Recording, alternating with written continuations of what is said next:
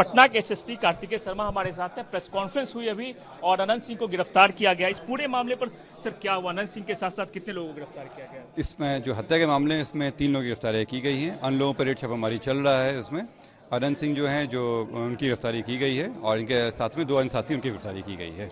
किस तरह से घटनाक्रम को अंजाम दिया गया, क्या प्राइमा फेसी पता चल पाया आप लोगों को? जो अभी तक आया है कि इसमें जो शुरुआती घटना हुई है वो दोनों प्रत्याशी के पक्षों के आमने सामने आ जाने पे और एक दूसरे के साथ जो मारपीट की घटना हुई है, पत्थरबाजी हुई है, उसके बाद बात बढ़ती चली गई और जिसमें जो हत्या तक चली गई। इस पूरे मामले में कितने कांड दर्ज किए गए?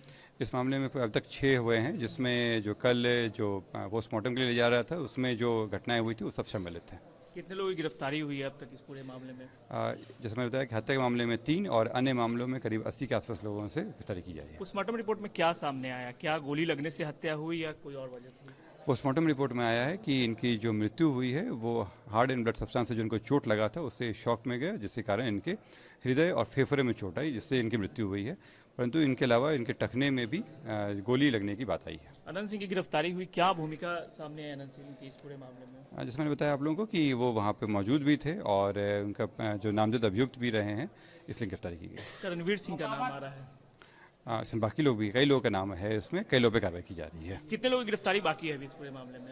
जैसे मैंने बताया कि इसमें कई लोग हैं और अनुसंधान का कोई लिमिटेड दायरा नहीं होता है। जब अनुसंधान में आवश्यक होगी अन्य लोगों की गिरफ्तारी की क्या जाएगी। वजह क्या अब तक पता चल पाया? क्या आमने सामने जब गाड़ी या दो सबकी हुई तो क्या हुआ था उस वक्त? जैसे मैंने बताया कि शुरुआत जो हुआ था वो आपस में जो उन लोगों के बीच तनाव उत्पन्न हुआ उससे हुआ और बातें बढ़ती चली गई और इसी में घटना हुआ है। चलिए, तो ये थे एसएसपी कार्तिकेय शर्मा, जिन्होंने साफ तौर पे कहा कि मोकामा में जिस तरीके से घटना घटी और दोनों पक्षों के गाड़ियां आमने सामने हो गई, जिसके बाद जो दोनों पक्षों के जो समर्थक हैं वो आपस में भिड़ गए और लगातार वहां पे पथराव हुआ, कई गाड़ियों के शीशे फोड़े गए। उसके बाद इस पूरे मामले में अब तक जो है कई कांड दर्ज किए गए हैं, जिसमें 83 लोगों की गिरफ्तारी हुई और हत्या के मामले में अनंत सिंह समेत 3 लोगों की गिरफ्तारी हुई है। सुजीत कुमार, आज तक, पटना।